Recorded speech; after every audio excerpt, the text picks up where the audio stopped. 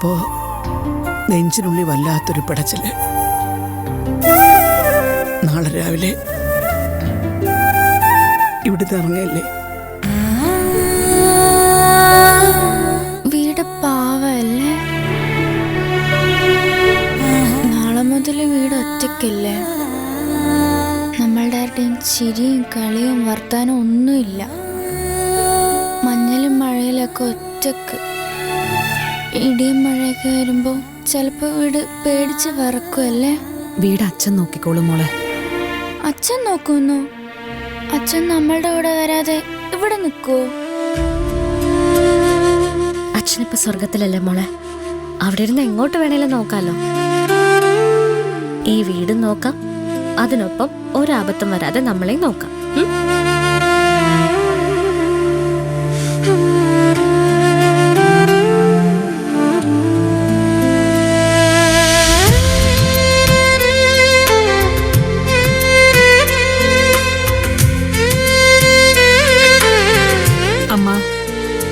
അമ്മ ഓർക്കുന്നുണ്ടോ ഈ വീടുണ്ടാക്കിയ കാലം? എങ്ങനെ മറക്കാനാ? ഗംഗയെ നിനക്ക് വയറ്റിലുള്ള സമയം. അടച്ചുറപ്പില്ലാത്തൊരു വീടായിരുന്നു അന്ന് ഇവിടെ ഉണ്ടായിരുന്നത്. കാറ്റിടിച്ച ജനലും വാതിലും ഒക്കെ കിടുകിടാന്ന് ഉറയ്ക്കും. മഴ പെയ്ത ഒരു തുള്ളി വെള്ളം പോലും വെളിയിൽ പോവില്ല.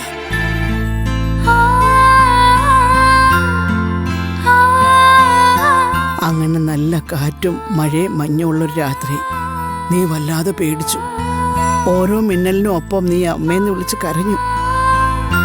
ഒരു വിധത്തില് ഞാൻ കൂടെ ഇരുന്ന് ആശ്വസിപ്പിച്ചുറക്കിയത്.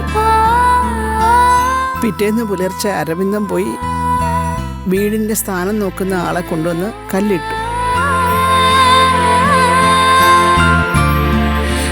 അരവിന്ദം ഗൾഫിലേക്ക് പോയിട്ട് അധിക നാളായിരുന്നില്ല അന്ന്. ഈ വീടിന്റെ പ്ലാനൊക്കെ കേട്ടപ്പോ ഞാൻ അന്തം വിട്ടുപോയി. ഇതൊക്കെ എങ്ങനെ നടക്കുമെന്ന് ചോദിച്ചപ്പോ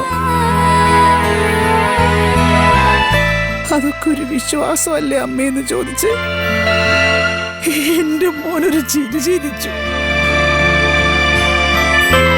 അങ്ങനെ ഒരു കല്ലിന്റെയും വിശ്വാസത്തിന്റെയും മുകളിൽ പണി തീർത്തതാ ഈ സ്നേഹതീരം. ഇത്രയും വലിയ വീടാണെന്ന് കേട്ടപ്പോൾ എനിക്കും ആശങ്കയുണ്ടായിരുന്നു, ഇതെങ്ങനെ പണി തീർക്കുമെന്ന്. ഇടിയും മിന്നലും നിൽക്കുന്ന വീട്ടിലായിരിക്കരുത് എൻ്റെ കുട്ടികൾ ജനിക്കുന്നതെന്ന് അരവിന്ദേട്ടൻ പറയുമായിരുന്നു. അരവിന്ദേട്ടൻ്റെ വാക്ക് പാലിച്ചു.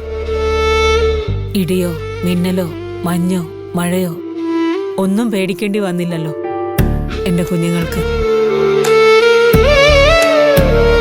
ഈ വീട് കാത്തു. അരവിന്ദേട്ടൻ പോയി. അരവിന്ദേട്ടൻ ഇല്ലാത്തപ്പോഴും നമ്മളെ കാത്ത് ഈ വീട് വിട്ട് നമ്മൾ നാളെ പോവാ. കാത്ത് രക്ഷിക്കാൻ അരവിന്ദേട്ടന്റെ ആത്മാവ് തന്നെ കൂടെ ഉണ്ടാവണം.